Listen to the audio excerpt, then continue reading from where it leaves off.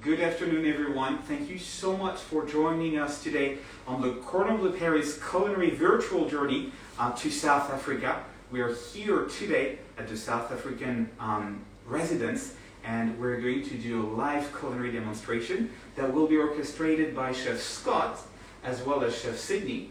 We also have joining us today Chef Alexandra Didier from the Cordon Bleu Paris, and we would also extend our warmest welcome to Mr. Ambassador Seokolo here, who's welcoming us at the residence today and who would like to say a few words. Please enjoy the demonstration. Should you have any questions along the way, you will be able to type them into the chat bar, and we will try to answer to as many questions as possible during this demonstration. Have fun, and thank you for joining us. Thank you so much.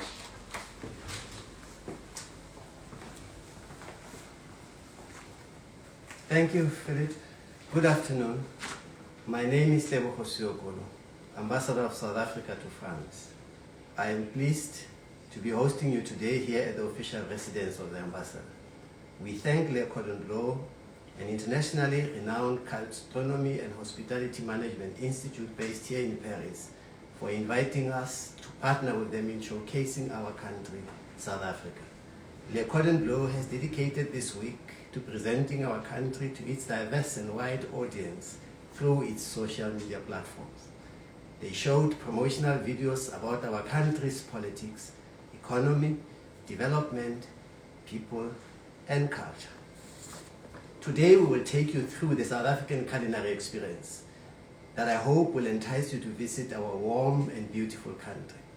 When you do visit, and I hope it will be soon, you will not only appreciate the scenic beauty of the many parts of our country, but you will also intimately enjoy the warmth and hospitality of our people, the diversity of our culture, and of course our wine and food.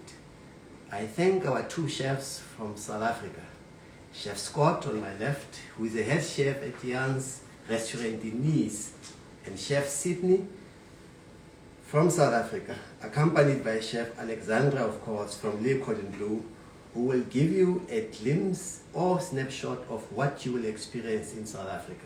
Please enjoy this live presentation. Welcome, everyone.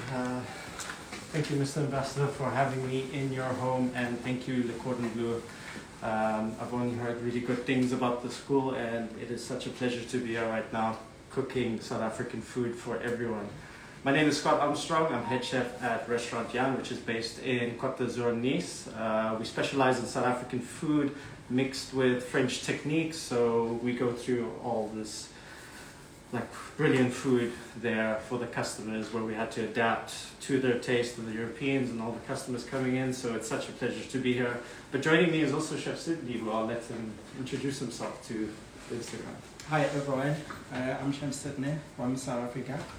Today I'll be helping Chef Scott to demonstrate some of our wonderful ingredients well incorporated into one of the dishes that is served in this restaurant. And also we'll be joined by Chef Alexandra from... Exactly. So just talking about your country, and then we will see what you will be preparing for all of us. Perfect. So first of all, first dish we're going to do is pap and sugar. Just to give you an idea what it looks like. This is pap right now. It's made from cornmeal, and it's similar to polenta in our country. It's more refined, more bleach, can I say. So it's really white, as you can see from the fine powder of the... Oh wow, it's pap. really, Yeah, really exactly. white. It's almost similar to polenta, just a little bit more finer. But we'll get right into it. So we're going to start sweating off some leeks, onion and garlic in the pan. We'll warm that up. I don't know if you'd like to join me here. This one there. I'll use that one there. He's up there. Takes a bit of time to... This one. Ooh. A little bit of a noob in this kitchen right now, so please bear with me. But we want to sweat off the vegetable, get a little bit of aromas going. We don't want to get too much colors in the vegetable. We don't want to change how the pap looks. We want to try to present it as close to what it looks like in South Africa. But yeah, so we'll put some olive oil in here, about 60 milliliters. I hope you guys can hear me nice and clearly. Get that in there. You know, chef's eye is always good. And this little equipment here, this is what you need. This is what makes South Africa. You know, when you're young, this is what disciplines you. Your mother behind the stove. Oh, really? Really good. So it's not only culinary. No, exactly. So we'll get that in there. We'll turn down the heat just to be safe with this. You know, we're not in a hurry. We want to make sure we get the best out of what we have. So you suer them, right? Yes, so suer, what we call suer, so like sweat a little bit. Okay, you know. So just no coloration, right? No coloration. So we're not we just looking want to for... try to get the Right. aromas going there. You know, cooking is all about the aromas. You know, when you enter a restaurant, you just smell that just coming through the kitchen. So Oh, it smells really nice already. exactly. I love garlic. I love onion. It's such the base of any recipe, I think. Exactly. So we get that going. 1 minute. A little bit more heat, you know. Sometimes you're a little bit impatient with these things. And so, Not bad. Scott, you were saying about this mille meal. So what? So it's really as a polenta you can prepare it, or can you replace by other flour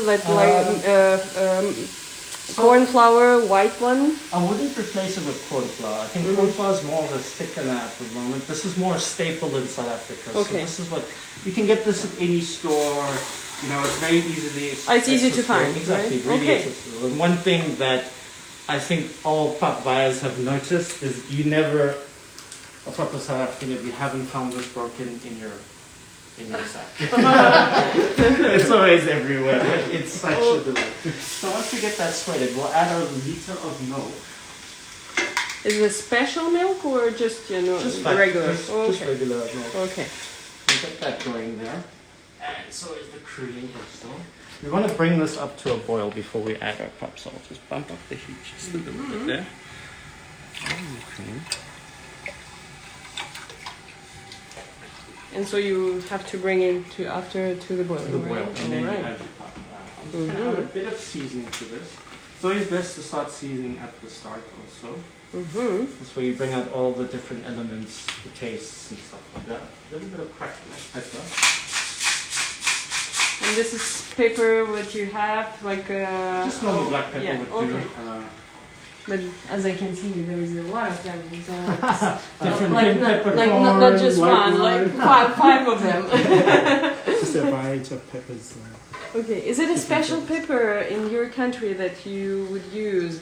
Not necessarily. no, not no, it's just- necessarily. We find the Okay. same if we get here in Europe. With the same perfume, Exactly. the same. Okay. I think what we are at a disadvantage at the restaurant is that we can't easily get pap or what we need in South Africa, such as what I'm going to also demonstrate later just now. We try and make it more in the restaurant as much as possible. But yeah, you know, we try our best. And like you said, similar to polenta. So sometimes we actually have to adapt with polenta also in the restaurant. So there's many ways to skin a cat in the kitchen. You know? All you have to be is quite clever about it. Exactly. Bit But of this experience is in how you have to be creative, right? And Bit this of is experience in the kitchen always gets you far. yeah, That is but this part is of what is beautiful in the culinary part, right? Exactly. So you never like you're searching for all ingredients all the time. Exactly. You know, this is what's lovely about being a chef. You know, there's so much possibilities out there, and so much fun as well. Depends Yeah. how you look at it always. So. But this is almost coming up to a boil.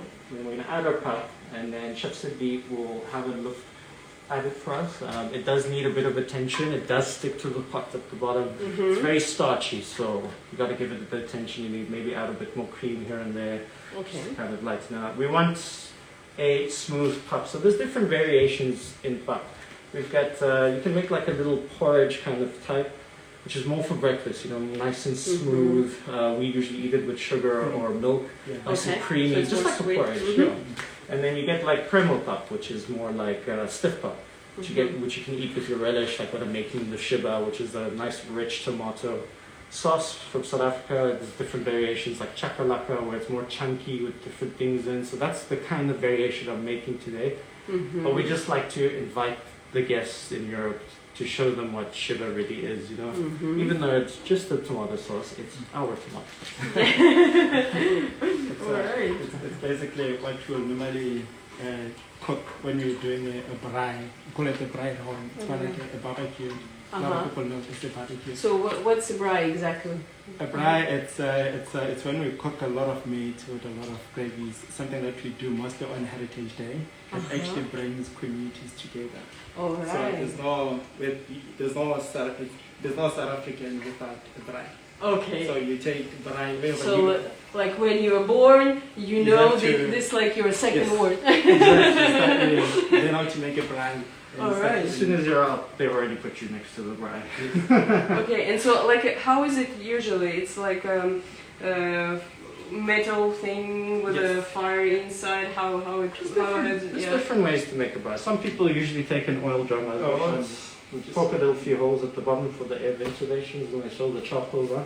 Or we got like the new ways how they do it in the kitchen, the green eggs now that are coming out, which you can obviously tame the fire more easily.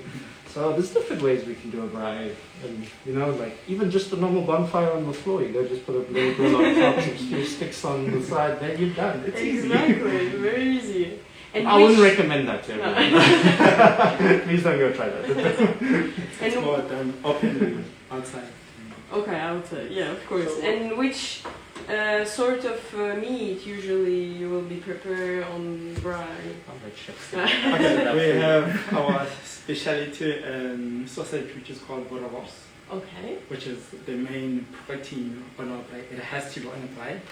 We also have a good quality of lamb, Karo lamb. Yes. It has to be part of it. And also have chicken.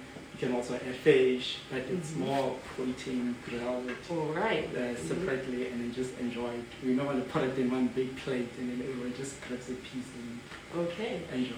And when you say protein, and can you do also vegetables when you say the word braai? Yes. Obviously, you have the vegetarians one. You know, we still make a little skewer of different types of vegetables. Also put it in a braai way, and then they just fry their own vegetables. But yes, anything is possible. We can. Oh, seems to be so great. We've actually managed to catch this to a boil now, so I'm going to add the cup right now. That needs to go for about 10 to 15 minutes, depending on how quick you can cook it. So we'll let Chef Sydney handle this right now. There we go. And yeah, so that will just cook down a little bit. We'll finish it off with some parmesan, check if it needs some seasoning. This way we bring the umami to it, you know. Almost like polenta, like you said. Almost, so, almost. Chef Sydney, if you want to watch it for me. When you let... It's already fixing up. So you were saying, 10-15 minutes? 10-15 minutes. So I'm going to start preparing the next dish for us, which will be beef with biltong spice. So biltong spice, well, let's just explain biltong. Biltong is a dry cured meat from South Africa, almost like jerky, but our own style. We usually do like whole sirloins, and then we cure it with salt first. And then we marinate it with Worcester sauce, coriander seeds, cumin, so it's just like rich, like distinct taste that you can tell it's biltong. And you can do it with ostrich, chicken, beef, so many varieties to it. And so we're going to do that right now. I've got beef here, which I sous vide last night for 50 degrees for about an hour. You can just do it straight off the grill. We roll it just so it's nice and like neat for the restaurants and stuff like that. We're going to pop that in for 10 minutes in the sous vide just to get it going here. There we go, and we just let that sit there.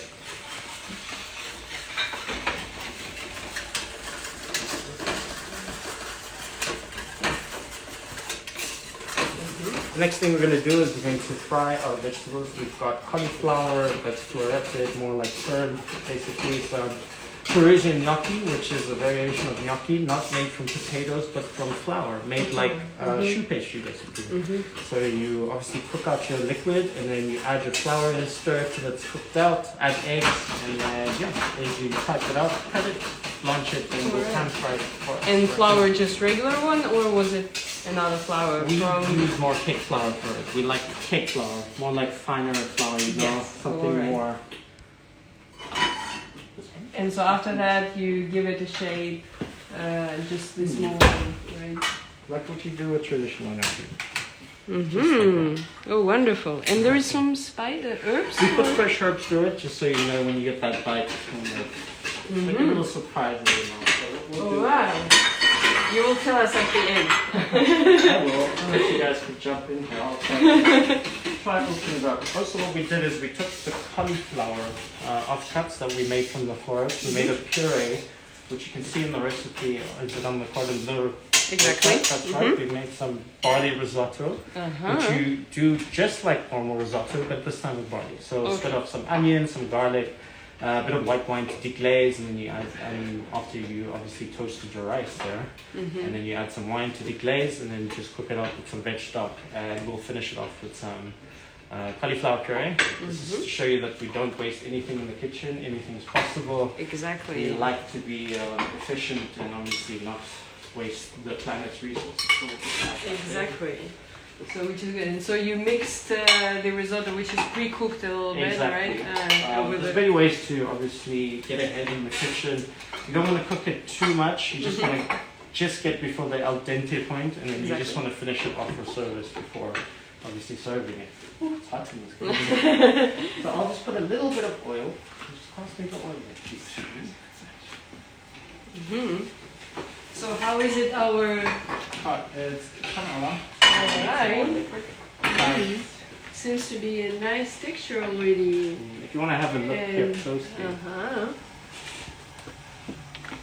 That is, I would say more or less the consistency we want, but you can see how thick it gets, and that's how it gets cut on the stove.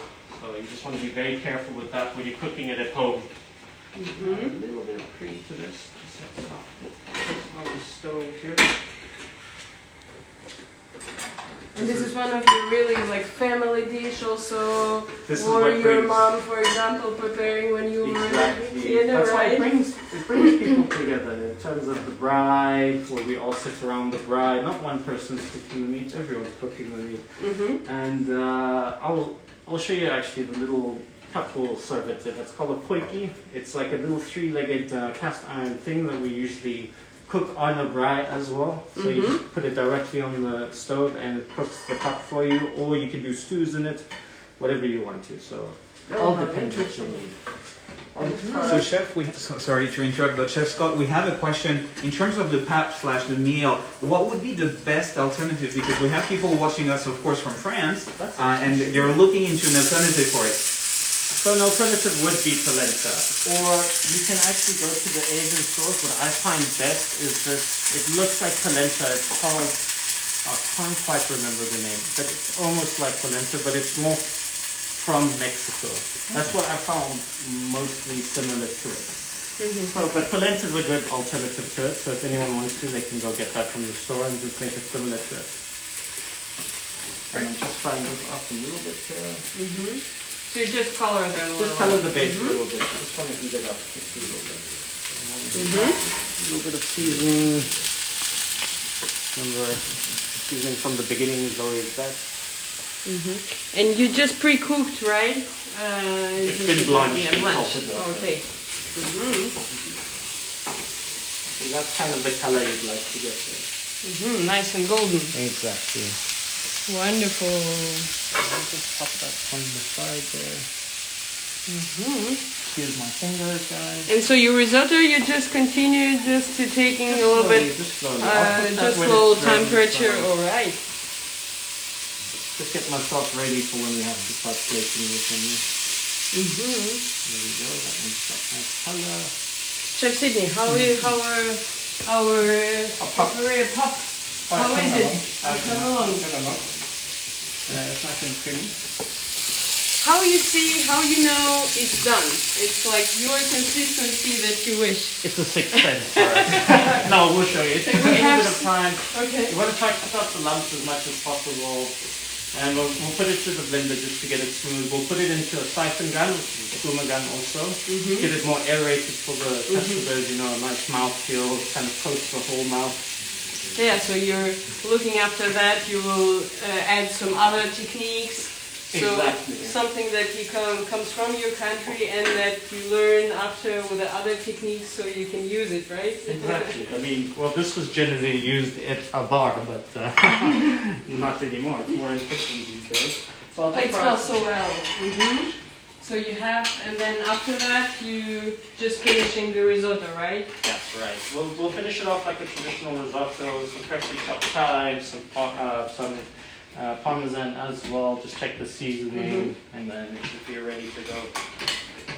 Should be almost done.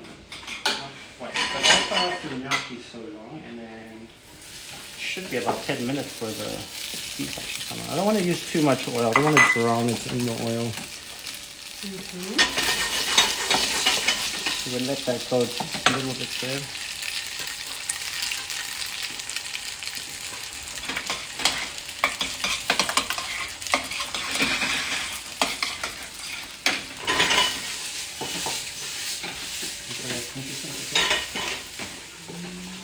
Looks great.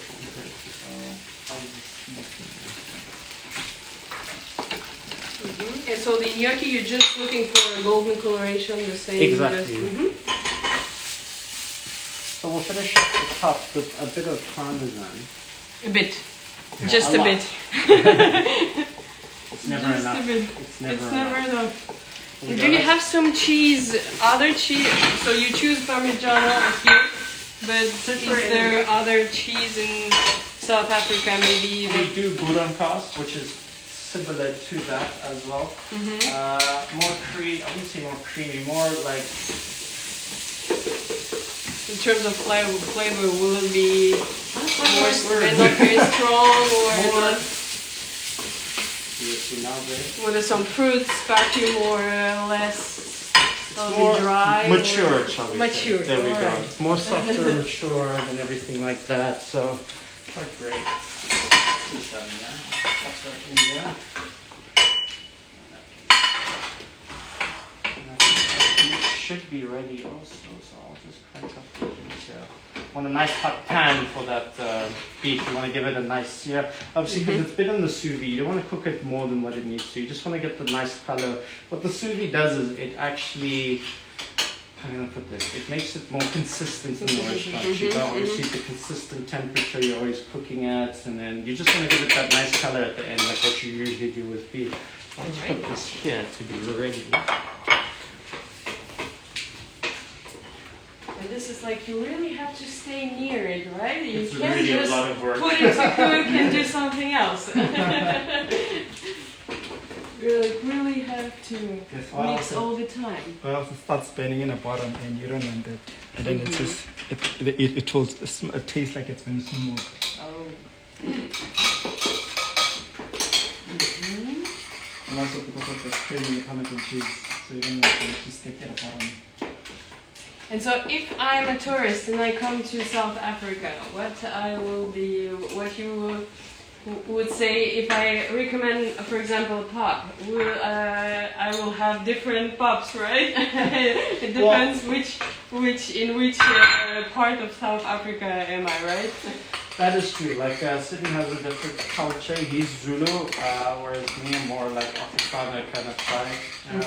But generally, all the people in South Africa are quite friendly, and honestly, such a beautiful country to go visit. People are so welcoming, and you know, it's so beautiful. And obviously, the way Chef Sydney would cook his pap is totally different to the way I would cook my pap. So, if you would like to explain a little bit how you would cook your pap there? Okay, generally, how I grew up, my family used to make pap, what they still do, and we call it uputu. Of it, you basically take like a half liter of water, and then you take like maybe twice the amount of maize milk. Okay. And then you'll take a fork, and then you just wash With a fork? Yes, you know, Okay. like the same process when you make scones. Scones. Scones. Scones. Scones, yes. You know, you take your butter, you rub it in the flour, that handy consistency. That's what you want. So, and then you just keep on cooking it. It will take like roughly 15 minutes to cook. All right. And then you cool it down, and then you enjoy it with sour milk. We call it inkomazi. How do you say? Inkomazi. Inkomazi. Inkomazi. It's Okay. sour milk. And so the texture will be more Like a drier than this yes, one? Yes, Okay. way drier. Way drier. Okay.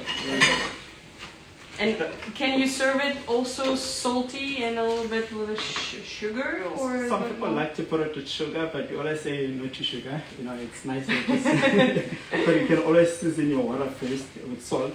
But you don't have to put salt afterwards. But some people like to have incommodity pop and just mix it with sugar. Different taste buds for different everybody.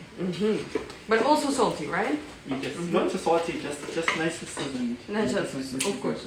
Just the same way you season your water before you boil your pasta. Yes. And is it in your culture where inside, for example, you put some fresh herbs or you add some vegetables inside? So, or when you say pop, it will be this consistency what we see in.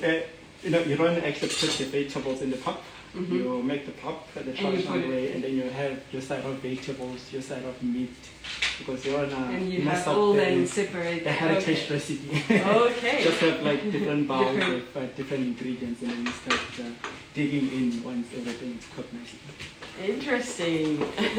So we have to go to South Africa to definitely have to. So I've got the sous vide cooked here. I'm just going to give it a bit of colour now. Like I said, it's up to temperature about 10 to 15 minutes. What's nice about the sous vide is if you do forget it in the sous vide machine. So you put in sous vide at 50 degrees in how much time? Or about an hour first hand, and then you have to take it out in ice bath, water, ice bath. Mix my words up there a little bit. And then that's when you have to regenerate it in the sous vide again before you pan fry it to get it up to temperature in the center. Exactly. Otherwise you'll just get a cold center but a cooked outside. Wonderful. So I will just throw in a little bit of oil here. Like that. You can see the smoke is going. So that means So it has to be very hot, right? the pan has to be hot. And with a pan like this, if it's not hot, the meat will stick to the pan. Get that in like that. I'll just put some aromatic to the dishes.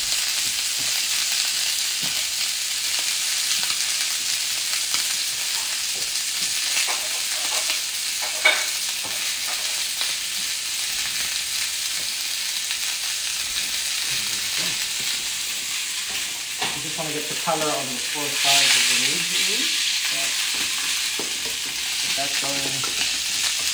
And so you took which part of the beef, for example, for this preparation? This is beef fillet. Beef fillet, and so Very soft, and you give it tender, shape. buttermilk bread. And the customers love it. And it's a really good piece of beef. And if it's possible to do it by braai, so in barbecue, initially, was it like this? Well, with the braai, could it be possible? This could be possible with the braai, definitely. And what we're trying to, I'll show you my biltong spice at the moment. We're trying to imitate that charcoal taste from the braai. So what we've done is we've burned some onions in the oven for about probably 4 hours. We actually just literally forget about it. Okay. We mix it with the biltong spice, and we roll it in the biltong spice also. That way we get the taste of the biltong and the charcoal with it. Just add a bit of butter.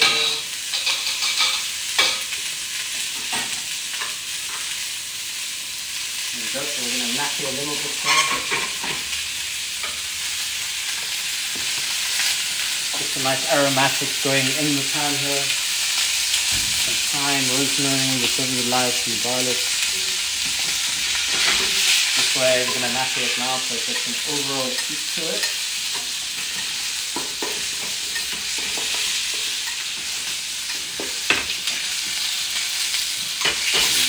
On the other side.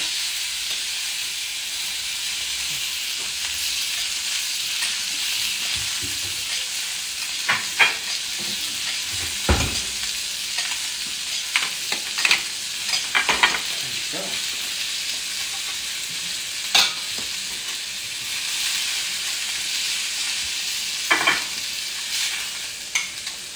All those aromas coming through, and that's what we want in the restaurant, and it does stick to the meat quite nicely. Switch these off for now.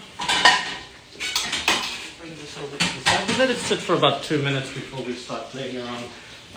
Chef Sydney would like to just give it a little bit of flavor with some more cream. And then just to get it smoother, because if we put it straight into the slashing gun, it's literally just going to block it instantly. So we want to get it smooth for the appetizer here, but before we put it in there, what we're going to do is mix the sugar sauce, which is also chakalaka making. So we got some, obviously the shiba here, which is the tomato-based sauce with a bit of spices, some raspberry vinegar for more acidity, but a little bit more like pungent to it. I've made myself a little mix here of spring onions, corn, blueberry. We have a lot of corn in South Africa, some red onion also.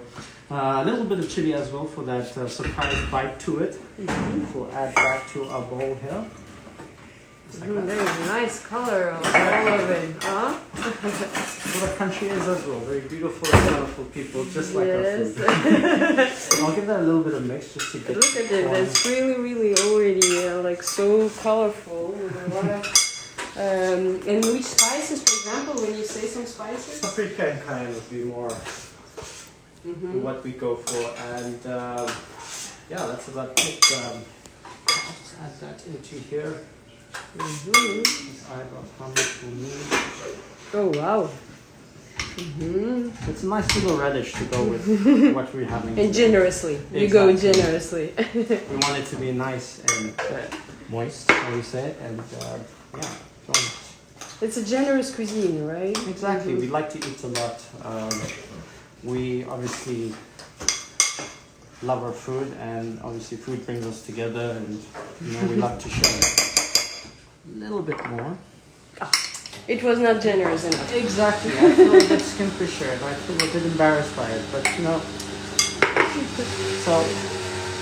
this is the little cup. Or maybe we should give Chef Sydney a little minute there to blend. So if you want to go first, Chef Sydney, you're more than welcome. So Chef Sydney, you are mixing. Yes. So this is going to put it into a siphon blender. To make it more smoother, so it doesn't get stuck. Okay.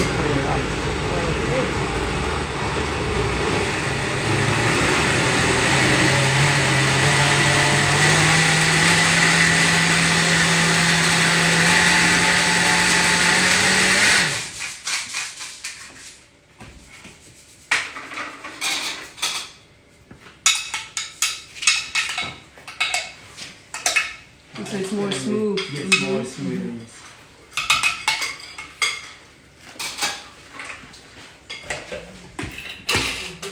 I don't know if Chef Alexandra wants Oh, of course, I was waiting on it. You were not there when it happened. Oh, it smells so well. A little bit of heat, not too spicy. I really recommend you to taste it. It's a little bit spicy, but I love when it's a little bit relevé. C'est un petit peu relevé. Un petit peu, mais j'aime bien. This is a little part. This is what a little quakey looks like in South Africa. But obviously this isn't the real quakey. This is just an imitation of what is in South Africa. So at the restaurant we like to kind of recreate it like nice, how can I put this? We put on a show at the restaurant. So we like to show you guys how much, like with flames or either just like a little tree stump, or we like to put on a bit of show. So this will be amuse-bouche. This will be our amuse-bouche, which is a little quickie with the pap and the shiba as well to imitate. And then I have little sago chips right here, which I will dust in paprika, which shows. You guys, it's a really tricky thing. How did you prepare it? So this is what it looks like before you fry it. So basically, you just have to cook sago in a bit of water. In the recipe it says red pepper, this way you can get more flavor. You can use any juice you'd like. I think red pepper is the best because of the nice peppery taste to it. Is sago, it's like a cereal or like sago is like a... We were actually discussing this yesterday. It's a bit hard to explain. You can get it from your Asian stores. I don't know if you've been to the Asian stores and you can get your bubble teas. I don't know if you've seen those bubble teas. It's similar to that, but this is just a smaller version of it. So you basically cook it out till it's cooked. There's no more texture to it. Put a little greaseproof paper down on your table. You just spread it out thin, a little light. We use these kind of ones in the kitchen. I don't know if you can see. So it just dries it out overnight, and when you come in, pop it in the fridge for 10 minutes to get a bit more moisture in. That's what helps it. Pops in the fryer, about 180 in the fryer. It just pops right up. Okay, I love it. Cool. So, in that case, so as you can see from the texture how smooth that is now. Very tasty. I'm just gonna taste it. Of course. You see, guys, when chef is preparing, he's all the time tasting. Always. This is what we say to ours. So you have to taste all the time. Always. You always. season and then you taste more. It's so important in the kitchen, and that's what separates good chefs from other chefs. So, but of course, Sydney seasoned this, so it is absolutely amazing. So we'll pour Bravo to Sydney. Exactly. We'll pour about maybe 2/3 in here. The rest we'll keep in the plastic bag. It happens. It happens. We're not perfect. It happens. There's a little light there. And you put it hot. We serve it hot as well at the restaurant. If it's gone cold, it goes stiff. So it's the only way to serve it in these guys. So you maintain, for example, during the service in bain-marie? Yes, exactly. So even with the sous vide, we just pop it in there. You know, that's what's great about these sous vides. They just stay up to the temperature you like. So we'll put a little bit of charger here, and this is what it's going to do. This little thing is going to actually charge the gun and aerate it a bit more. And so we will hear. Exactly. If it goes, then you've done it wrong. I don't know if the viewers want to hear there. I can actually just get it on. That's the sound you want. You want to give it a good shake too. Because this pop is so stiff, it doesn't get all the way through. So you want to give the cup a little bit of help there. Okay, you just do what? Just one? Just one's good enough. Okay. If you reach the bottom, maybe two. You don't want to really aerate it. You want it still smooth on the plate. And just like that. So you gotta be really strong with this pot in. I'm gonna get a little bowl to test it. I don't think anyone's much help for the viewers there, so Jesus. And so you have all your ingredients to present, right? I have everything ready, and City, if you'd like to reduce that sauce just a little bit. So we've made a sauce. Okay. With lots of dates and raisins. We're into our sweet stuff in South Africa. Dates is we do date balls and stuff like that. Very South African sweet desserts like that. Mixed with coconut, you know, we love our coconut. And so that will be presented with the beef and biltong. Alright. Test this right here first. Before I go any further. And that's what the outcome should be like. See how it holds its shape and good texture? That's what we want. Very nice. What we're going to do right now is, I'll actually do that right here. And a little bit of sugar at the bottom there. Hopefully I don't touch the edges. Just like that. This is where the texture comes in. Some spicy there. So just a little bit. Just a little bit. The side there. Take the pot now. This is where it always catches up, my chef, and I hope it doesn't. Usually it goes and it just ruins the whole thing. So hopefully it doesn't happen to me. Oh wow! There we go. Look at that. Nice and full. This is how we like it in South Africa. Obviously the guests are paying a lot, so we always want to make sure that they get what they want. Look how wonderful here. So we have both colors. So I'm going to grab a little bit of the sago chips, and to represent the flames from the braai, I'm going to dust this with paprika and put it in the middle, so that's the flames coming from the side that's cooking the pap in the weki pap. And so you have different textures, some smooth, There's some something to actually scoop spice, it and then you use some crunchiness, right? How wonderful! So you're playing with the textures and with the different flavors, huh? Chef Sydney knows me. Remember guys, keep your nails clean. As at home. He's doing just as at home with a spoon. I don't know if you'd like to try one. You're more than welcome. Of course we will try, We're here to try, right? It's so crunchy. Look at that, guys. Hear it? How wonderful. Adjust that just a little bit there on the one side. The other side also. Holds not too much though. It is smoked paprika, so you don't want to overpower the And dish. it's like smoked paprika, right? Yes. So this Quite Beautiful. South African, but like you said, we had to adapt to the South African taste buds, and this is what we found that works best. So we'll just pop it in like that, which will represent the flames of the braai. And so then the clients that are just coming and Exactly. So taking. this will be part.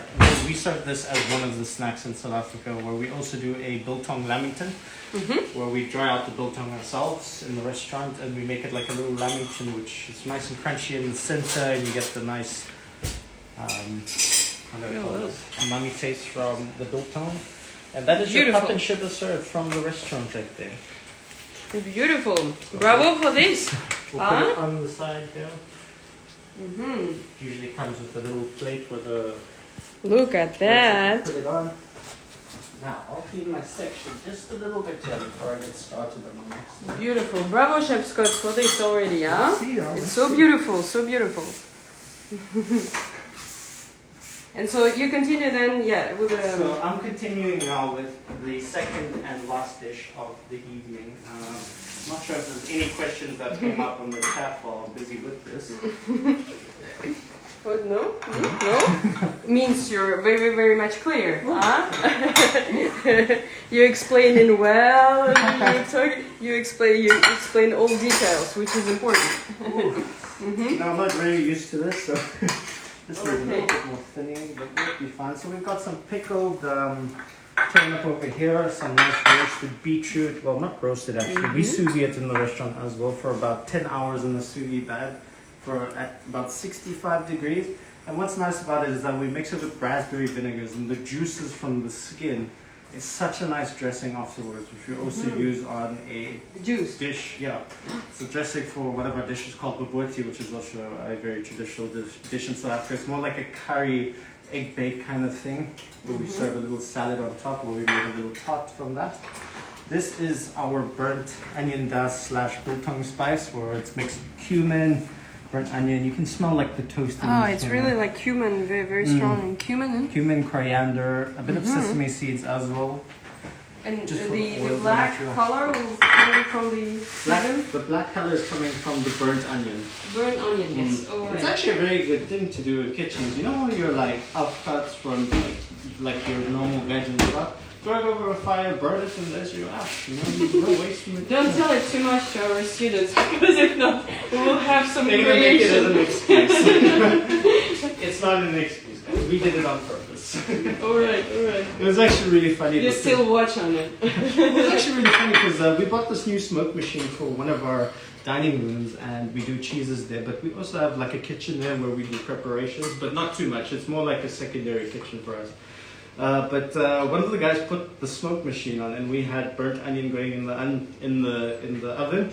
And as soon as I came, they're like, "Chef, your onions are burning in the oven." I was like, "No, what the hell?" And then they told me afterwards it was just the smoke machine. Okay. I was so scared. I thought I was gonna get into trouble with the bosses, but no, it was just that playground with me. It was on purpose. I hate them for that. Alright. A little bit more milk, maybe. And I see this nice shape. Look at Yeah, this. so we take a little bit of a baller and just kind of ball up. We juice the rest, and we make pickling liquids from it. So it's very nice and peppery, but turnips usually taste like. I'm not a big fan of turnips, but they're really actually nice to be in dishes. And as soon as I put them on, I love turnips. I'm just thinning this out a little bit. It's got a little bit cold. It's okay. Show you how we present this in the restaurant. Yeah? So we take a little bit, yeah. Down on the side. Down on the side. So what I'm doing right now is I'm painting a little picture on the plate.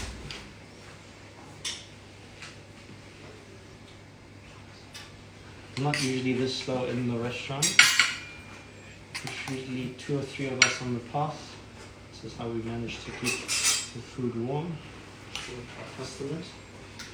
We'll take our beef, we'll roll it in the black onion dust, like that.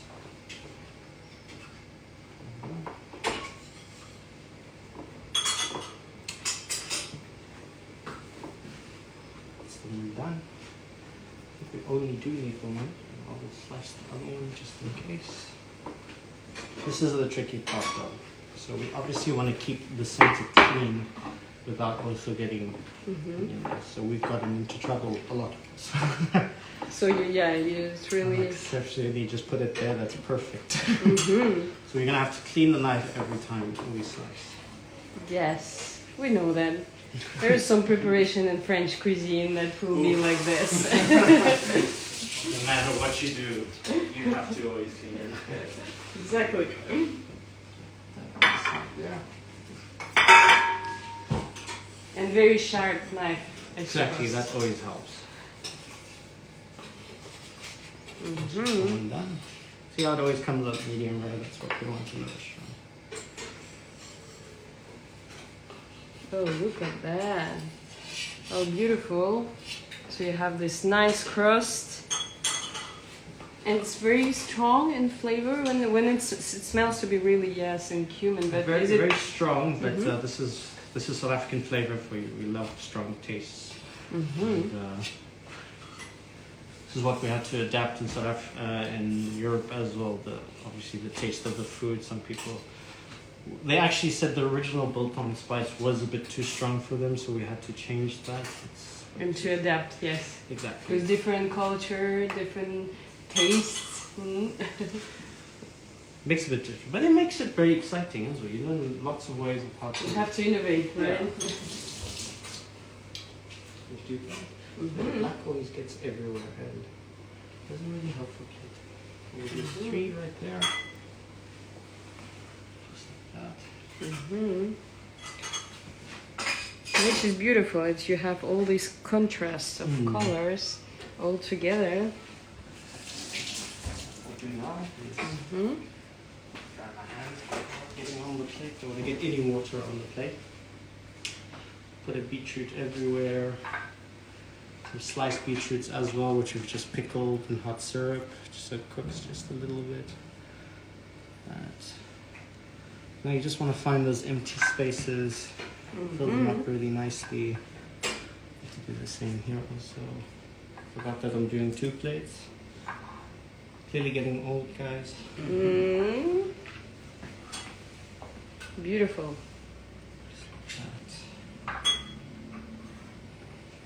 So it's colored, and also you're playing always with still with the textures also, right?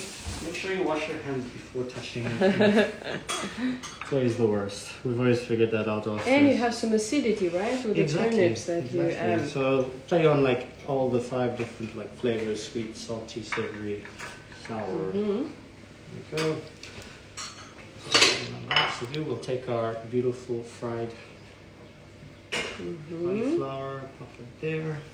Maybe another one there. Little yucky.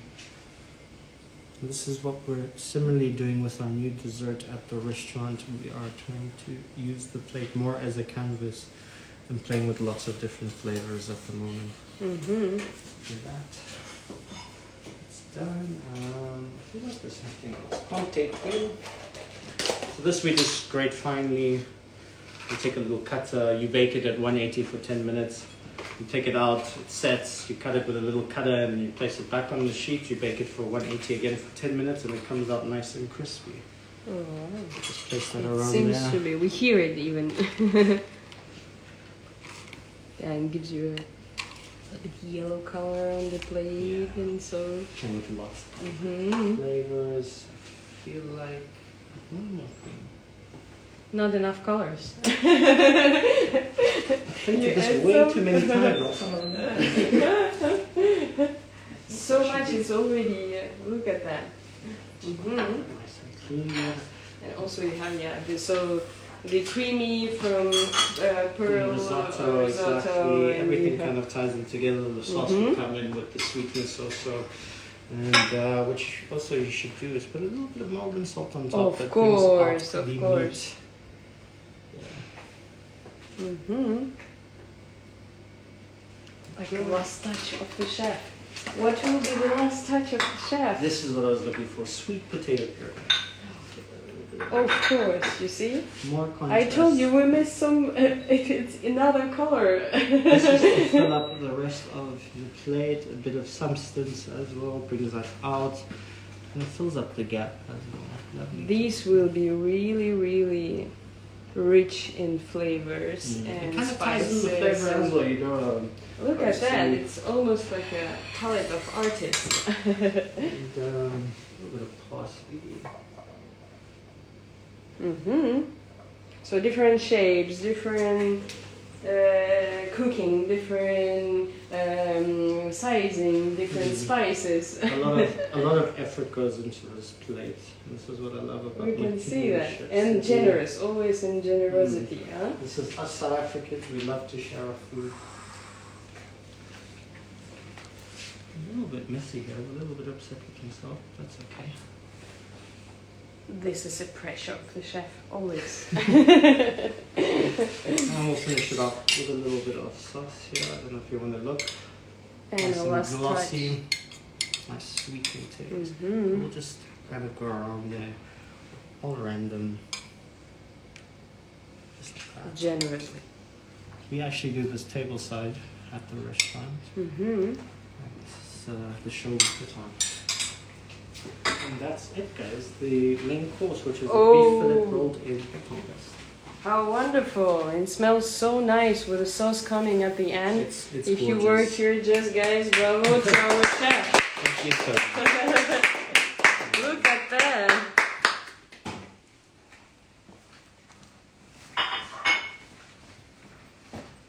Excuse me. I'll let you do that for me. Beautiful. Any questions on the chat? That's worth mentioning? Beautiful, beautiful. Huh? Beautiful. Well, thank you so much, Chef. It was absolutely amazing for you guys joining the virtual Culinary Voyage. The one thing that you cannot do is taste it and smell it, but it's been absolutely fantastic here. We've had people from all over the world saying hi on the chat throughout the afternoon here with Chef Scott and Chef Sydney, as well as Chef Alexandra. So thank you so very much for joining us. We hope that we were able to have you traveling virtually a little bit with us. We're finishing up the South African week tomorrow. We have a few more things coming up for you on our Instagram page tomorrow. So stay tuned for that. And next week we will be taking you to Colombia. So you will be able to also see us live again at 4 p.m. on Thursday next week. For another destination on our culinary journey. We would very much like, on behalf of Le Cordon Bleu, to thank Ambassador Seokolo and the entire team here at the embassy who warmly welcomed us. A big thank you and congratulations to Chef Scott. Well, thank you very, very much again, and we hope to see you again soon live here on Instagram. Thank you for joining us today. Bye-bye. Thank you guys. Bye-bye. Bye. Cheers, guys.